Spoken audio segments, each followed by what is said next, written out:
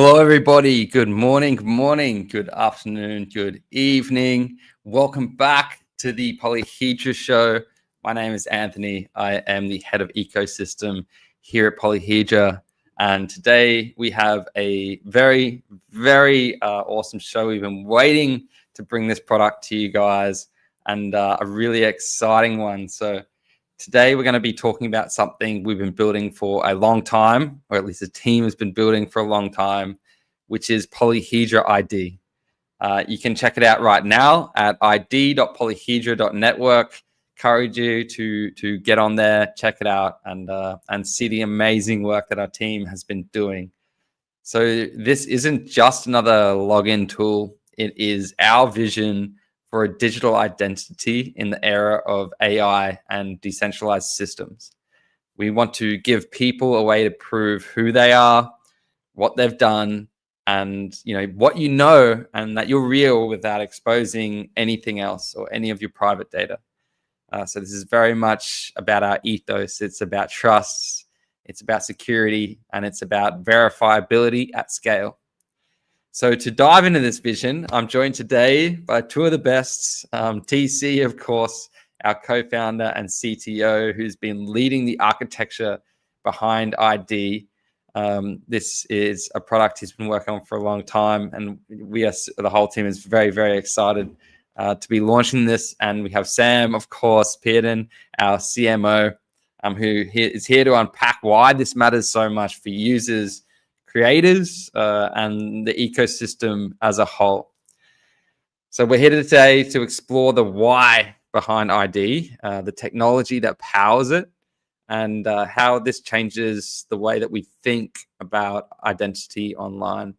So let's get straight into it. Thanks so much for joining me today, Sam and TC. Well, I think Sam's just dropped off, TC, but nice to have you back on the show today, TC.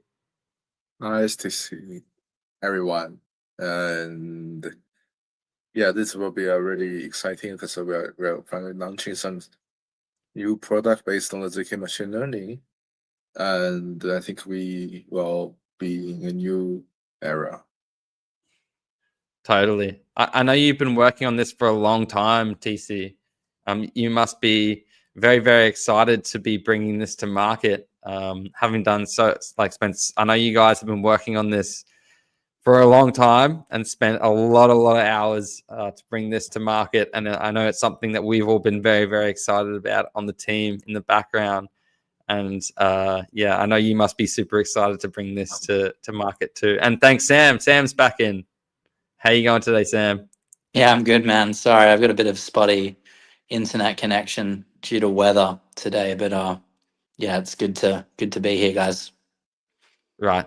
No worries whatsoever. Well, with having said, I'll leave it to you guys, and I'll be back with some community questions. Thank you so much for the community for bringing all of the amazing hundreds and hundreds of questions. But I'll leave it off to you guys, and I'll be back soon. Right on. Thank you so much, Tony. Hey TC, how you doing, man?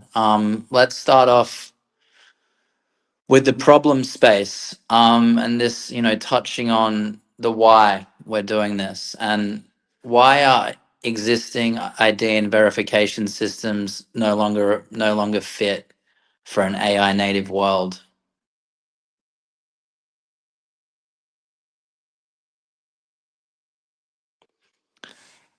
I think you're on mute, bud. Yeah, sorry. So No current worries, man. systems like for example facial or just take a picture of your passport or whatever, it's very easy to get to just have a fake one made by AI, and it's almost indistinguishable from a real one. So we need to take one step forward and to see what is the real thing behind. I mean, what is the real thing behind your identity? I think it's first your biometric, second is your government-backed data, where we are going to look deep into your, for example, your all of your biometrics and all of your passports, at the same time keep it private to the third party. So by making use of these unforgeable properties, we will be able to distinguish human from AI fake stuffs. So, and by the way, since we are using zero knowledge proofs and all of these technologies, so it's easy to get on chain. So it's both unforgeable identity and on chain identity at the same time. So it will be a revolutionary product for DAX, for on chain behaviors, for on chain analysis, and for off chain stuff, it will be the key distinguisher from human to between human and AI. So you will know that you're interacting with whether AI or human. Yeah, with the human ID. Yeah, got it. With what real world risks make private verification urgent today? I know you touched a bit on that then, but could you go a bit It's deeper? fake. Yeah. I think I got enough. So it's basically fake stuff from AI and from all of these generative models. Yeah, and also in enterprise, we're seeing a lot of regulation happening, too, in terms of insensitive industries such as gambling, adult, social.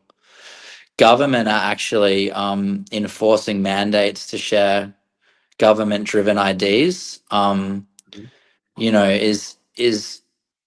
And the issue there is where's the data stored? On a centralized platform, people are very worried about that. Um, does Polyhedra ID solve that Yeah, problem of as course, well? because we were using all our ID stuff. The servers don't need to store anything about our identity. So, They so just just trust. So the root of trust is our algorithm and the government signature got it. behind it. Yeah, no, it's a killer. It's a killer app, man. I love it. So our approach. How does Polyhedra ID prove someone is real without collecting without sharing their face or private data to the platform or to the enterprise? Well, we know that there are very powerful facial recognition models, and we just prove it in our ZK machine learning. Say that this model matches your face with your, for example, government ID, and then the service provider will know that okay, this guy is behind it, and this is a real person. And since it's zero knowledge, we don't leak anything to the service provider. This is very helpful to establish trust between smaller service providers and the user, when because the user doesn't need to worry about their data leaks. They can safely provide their the identity information to the service provider, because the service provider doesn't know anything just beyond you are a legitimate user. Yeah. No, thank you for Yeah, think about this. clarification. Think about this. For example, if you're trying to rent a car through a smaller rental platform, and they require you to submit a driver license, you will not you will be worried about their data privacy. But when using our ID, we can prove that okay, you have a valid driver license, you are old enough, and they don't need to get to a full picture of your driver license. They just get the data from our algorithm, Mm, and magically they know that okay, this guy is a valid driver, and this guy is old enough to drive our stuff. mm. No, amazing. And I think you've touched on this. What role does ZKML play in this breakthrough? Well, it's a core part of making the inference private, making the inference local to your machine. So imagine the old model where you need to upload your photo and they do the model inference on their own server, where in our case we do local inferencing, and we prove that this local inferencing matches your requirement, matches the server provider's requirement. So you don't need to upload your photo anymore. You just keep it private in your own machine, and you prove that okay, whatever requirement is satisfied by using our prover. Yeah, no, that makes a lot of sense, and it's what a great product to utilize that research and your amazing work. Can you walk us through how the cryptographic proof process works on device versus on chain? So it's you first you got your passport, and this passport has a photo, right? So we can read it. We can prove that okay, this photo is signed by the government signature, and this finish your registration. And secondly, when you want to use some service, then you do a liveness testing of your face, and we prove that your liveness testing matches the passport data in your local machine. Yeah. And this proof will be submitted to the on-chain contract or the service provider, depending on whether it's an on-chain application or not. And they can verify it. Yeah. That makes sense. And it sounds like a lot of steps, but that's what Expander's for, right? Is that the concept, that because you've been able to generate proofs so quickly through our proprietary prover Expander, that's not kind of proprietary, it's open source. open source. Okay. Your research created it though, so your TC's proprietary research creating our open source prover. Sorry about that. So touching on the toolkit used for this, so ZK, PyTorch, and Expander are mentioned as kind of key tools. How do they play a part in the product, the product overview? So they are serving the fundamental computing layer of the product, so the proofs can be generated, and yeah, they just make it practical. Got it. Yeah, nice. No, it's nice, really nice to see it come all together. Why is modularity and chain agnostic design important for adoption, or if it is important or not? I don't think modularity is the important one, but chain agnostic it is, because we know that we're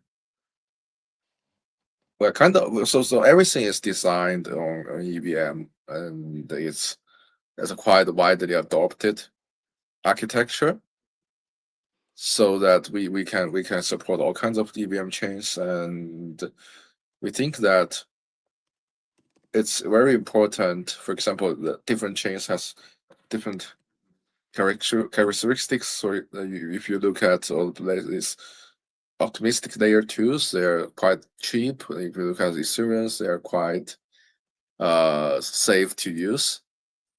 Yeah. Yeah, no, that makes sense. No, thank you.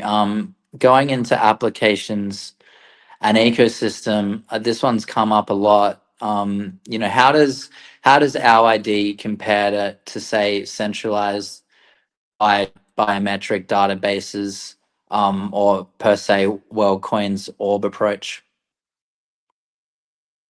Yeah, I think the orb approach is great. It's a great approach. However, it's not accessible to everyone, because orb scanners are kind of a special equipment. You need to purchase it, and you need to. But in our approach, you just need to have a phone That's it. Yeah. No, that makes sense. And Orb's just another device. I mean, you and I have had that Yeah. conversation before. I mean, if Orbs got popular enough, they'd probably And fundamentally have the same problems, right? Orbs has another issue where the government ID doesn't have your Orb data, but Mm, the passport do have a photo of you, so we can leverage the facial recognition. yeah, got it.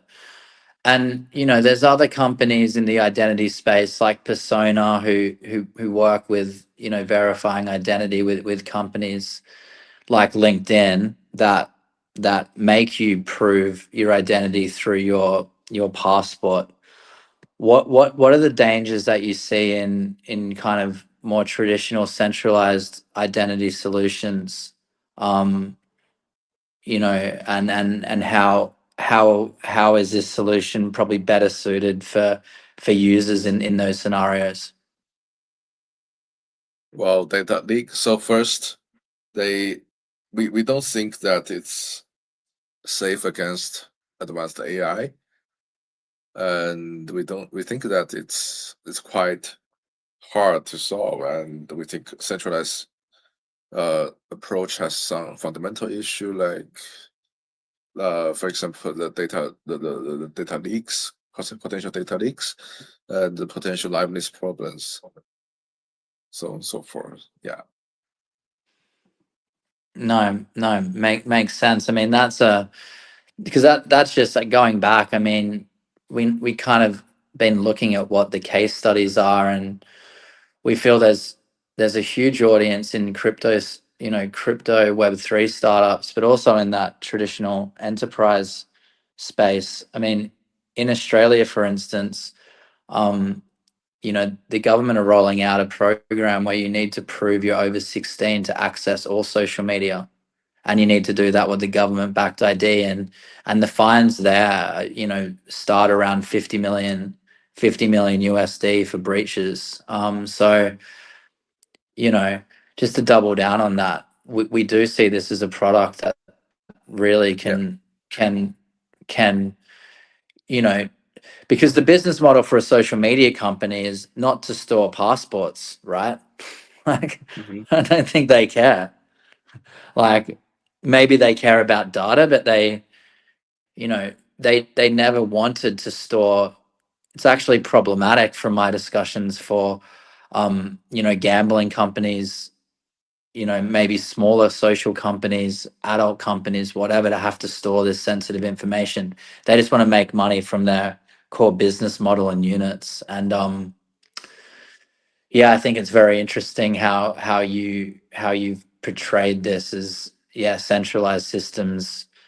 Um, you know, uh, just don't make sense in the age of AI, but also across data leaks and whatnot. So, no, thanks, man, for clarifying that. I've been thinking a lot about how we take this to market, and there's just so much opportunity here. Um, could this system eventually meet I think we've touched on this, but could this system eventually meet regular requirements for age checks, across those types of industries, gambling, financial KYC or whatnot?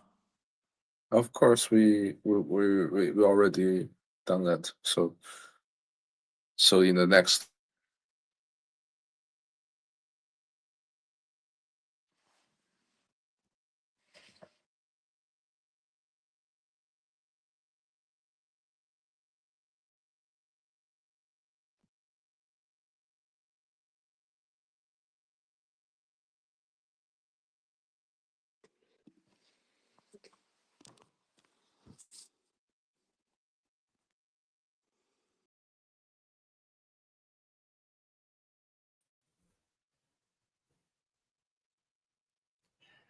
Hey, TC, are you there?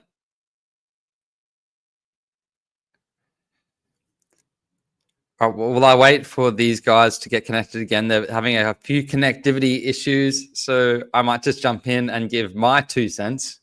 about why I'm so excited about this product and why I love this product so much. It's I'm very much an eloquent. Oh, Sam's back.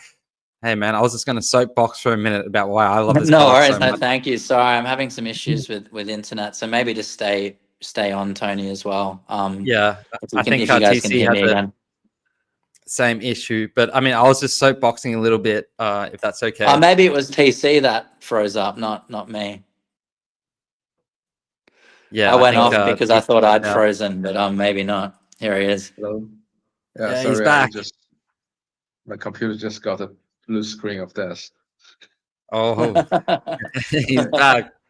All right, I'm going to stay here with you guys because I'm listening to you guys and I've got so many ideas and things I'd like to say, but I want to let you keep going. Yeah, just keep Awesome, going. man. Yeah. Yeah, great. Yeah, no, I think we're getting to the closer to the end. Got a few more questions. Yeah, could you? I mean, it's on polyhedra.id.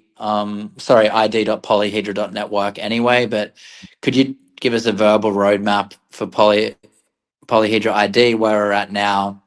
Where we are going. Yeah, we're going. I think so. Right now, it's just a website where you can try it on your PC's browser. The next step will go to the mobile app. Then we will launch SDK for third-party applications to integrate, and we will see after this SDK launch. We will go to more intensive 3D stuff, and we will connect to more and more interesting apps. Mm. And that's very cool. So, from a user perspective, will I have a Polyhedra ID? Say mobile app on my phone, and say if in the future, say DraftKings are using our system, will I be able to just sign through potentially through my Polyhedra ID app and connect to Yep. lots of different third parties? Yes. Sure. Great. Nice. Awesome. Sounds very cool. All right. Last question from me, and then I'll shoot it over to you, Tony.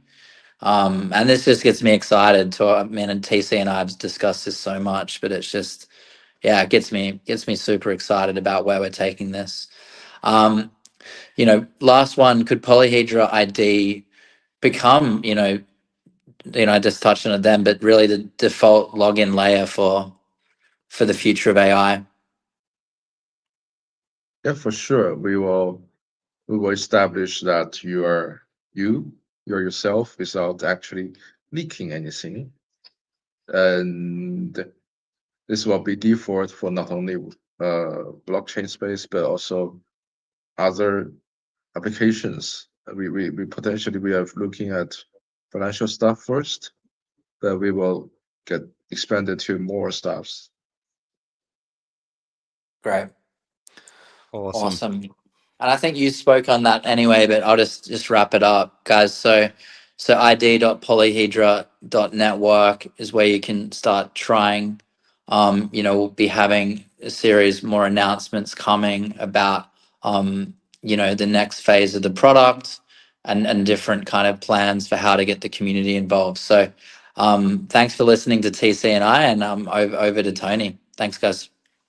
Yeah, awesome. Thank you so much, TC and Sam. That was a great dive into it. And yeah, like when you guys dropped off, I was about to soapbox for a second because like I love this product so much. And I know that like TC, man, we've spoken about it, and Sam's like, obviously very inspirational about this product.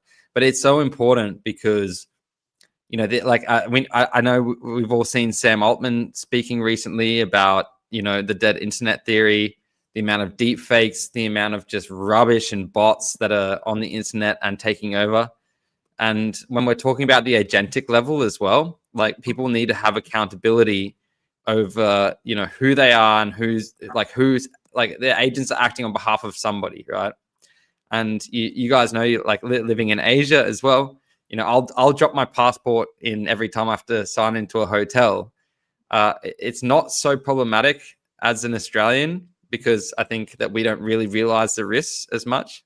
I've noticed that my American friends do realize the risk of giving away all of your personal data, and that's in a physical, in a physical example.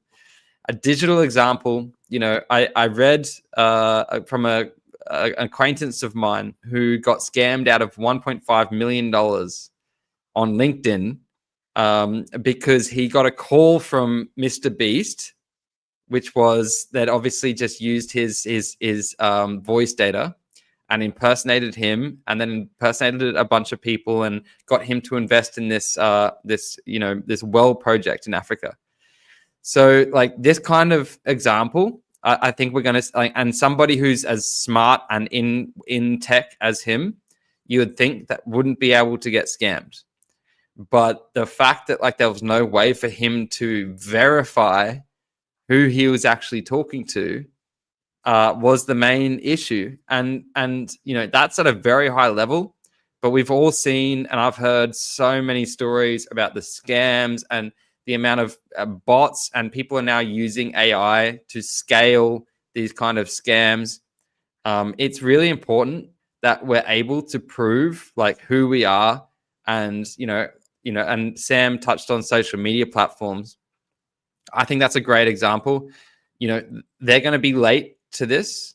And as I talk about a lot, we're front runners on this. We solve problems before people know that they're a problem. And I know, TC, this is like what you do, man. Like you're like a prophet. You see these things that are going to be an issue, and then you guys solve them. And you build the tech and you roll it out before it's an issue. But then when it becomes an issue, luckily, we've got this product here and it's ready to solve that issue, rather than having to wait X amount of time for people to figure it out. So I want to speak on behalf of the community and say that like respect and thank you for having so much foresight on that. But I think it's really, really cool product. It's a very elegant way of doing it. You essentially, for the layman's like me who may not have understood, you're storing all of your personal biometric data on your personal your phone or your personal laptop. Like that doesn't go away from there. And then it wraps it in a ZK proof. And then that is what you are sharing with the government or corporations or, whatever platform you're signing up to, right? And that's a really elegant way of solving this issue because I trust that I like my devices, personal devices. I'm not like, I'm very aware of malware. I'm very aware of scams. So I trust that I can keep these things on my personal devices, but I don't necessarily want to be sharing them with everyone and anyone who like requests it because there are increasingly more and more vectors of attack, especially with AI and especially what we've seen with all of these scams and stuff. So I think this is coming at the perfect time. I think it's really exciting for not only institutional adoption for this, but I think just personal adoption. It's an amazing product, and yeah, we're obviously like our whole team behind the scenes are very, very excited about it. But like I know we've got limited time, so I will jump into just a few of the community questions for you guys. Let's have a look here. Perfect. All right, thanks, DC, man. We've got like a few hundred questions here. I did identify a few that I wanted to ask. And thank you for the community again for being so engaged. So I think you've touched on a few of these already, but maybe we can talk about, I think one thing you touched on before, TC, was like, someone's asked, what are the measures in place to protect Polyhedra ID from like quantum computing or AI computing threats or advanced cryptographic attacks? So I know that like we've talked before about, the importance of cryptography and, how like zero knowledge, like how secure it is compared to a lot of other, cryptographic methods today. So maybe you could like expand on that a little bit. Right. So I mean, quantum computing is not all powerful. There are some set of problems that can be easily solved by quantum computing, for example, discrete log or factoring. But there are still a lot of other very hard problems that quantum computing cannot solve, like what we are currently using.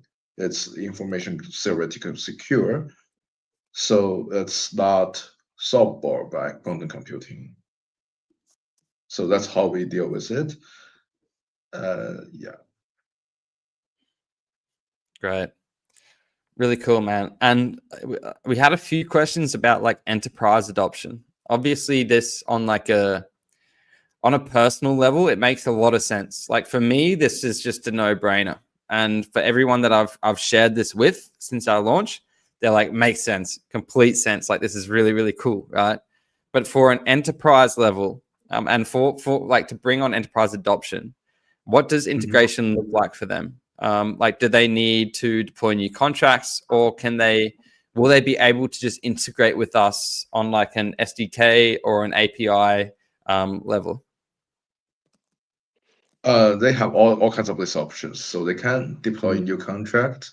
They can also just interacting with our own contract with our own API. Actually, it's not our own API. They just receive proof directly from the user, so they just directly verify whatever they got. We don't even need a server, so that's how the whole thing work. Yeah. They don't need to trust our server. They just trust whatever the algorithm is and what the user provide then correct data. Yeah, very cool. So the integration will be we will release a SDK. We can look at our code.